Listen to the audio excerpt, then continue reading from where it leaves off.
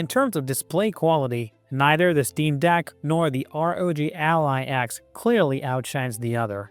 Sure, Steam Deck has OLED screen, but the ROG Ally X offers better resolution and variable refresh rate support on its built-in screen. So it really boils down to what matters more to you. However, there are 4 small yet significant aspects of the Steam Deck that make the gaming experience much more enjoyable. Keep these things in mind before you buy the ROG Ally X. They might just sway your decision. Number 1. Trackpads. If you look at the Steam Deck and the ROG Ally X, both devices have noticeable differences. The Steam Deck features 2 trackpads on either side of the display, which can be used for various functions.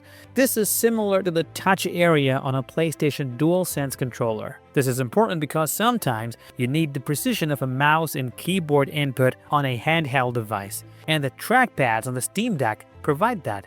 On the other hand, the ROG Ally X limits you to the touchscreen, the controller, and the on-screen keyboard. At first glance, the trackpads on the Steam Deck might feel similar to a laptop's touchpad, but they can become so much more with some customization.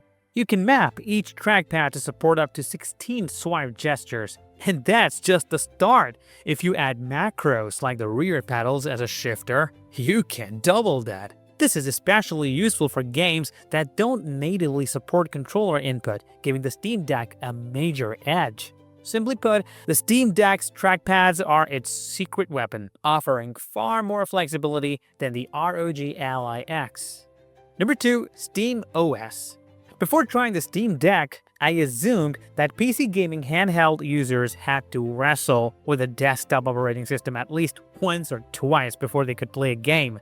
That was certainly my experience with the original ROG Ally, where I had many frustrating encounters with Windows 11. Unfortunately, the Asus ROG Ally X still runs Windows, and the OS optimization for handheld or touch-first devices remains lacking. On the other hand, Valve's Steam OS currently stands as the best gaming handheld software on the planet. You can use the Steam Deck for months or even years without ever seeing the desktop view of Valve's Linux-based system. It feels like a true console experience, much closer to a Nintendo Switch, Xbox, or PlayStation than a traditional gaming PC. For many gamers, myself included, that is exactly what we want from a handheld, making the Steam Deck a compelling choice over the ROG Ally X. Number 3. Fast suspend and resume. Valve has nailed hardware and software integration on the Steam Deck, and one feature that really stands out is the fast suspend resume function.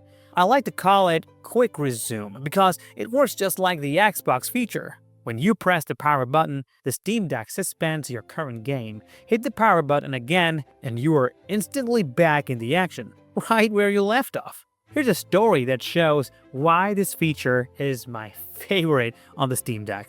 I was deep into GTA 5 Online when I decided to take a break. If you've ever played GTA Online, you know that idling in an online session is a one-way ticket to trouble.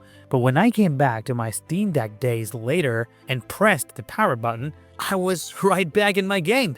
Sure, I got kicked shortly after, but I was able to resume a days-older multiplayer session in mere seconds. That's something you won't find on any other PC gaming handheld. Number 4. Battery life. One of the biggest improvements Asus made with the ROG Ally X is its significantly larger 80 watt-hour battery. This is double the size of the original ROG Ally's 40 watt-hour battery. But here's the thing. The Steam Deck OLED with just 50 watt-hour battery is even better, especially with older or less demanding games. Take Portal 2 for example. The ROG Ally X manages 2 hours 59 minutes, but the Steam Deck OLED stretches that to a remarkable 5 hours 48 minutes. The story repeats with the GTA 5, where the Steam Deck OLED lasts an impressive 5 hours 53 minutes, compared to the ROG Ally X's 3 hours 12 minutes.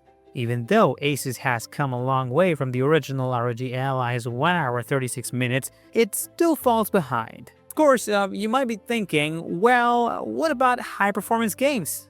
Sure, the gap narrows, but here's the catch. The ROG Ally X needs to rely on a silent mode to stretch its battery life further, and that comes at a cost of game performance. Meanwhile, the Steam Deck OLED keeps chugging along without cutting corners.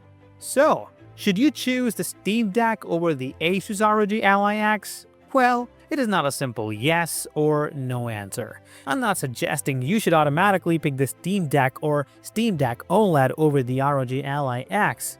As a Fortnite fan, I feel it is important to point out that the Linux-based Steam Deck is not compatible with certain anti-cheat software. Also, the Asus ROG Ally X with its Ryzen Z1 Extreme and 24GB of RAM will outperform the Steam Deck OLED in terms of raw performance. However, if a console-like experience is your top priority, the Steam Deck might just be the better choice for you.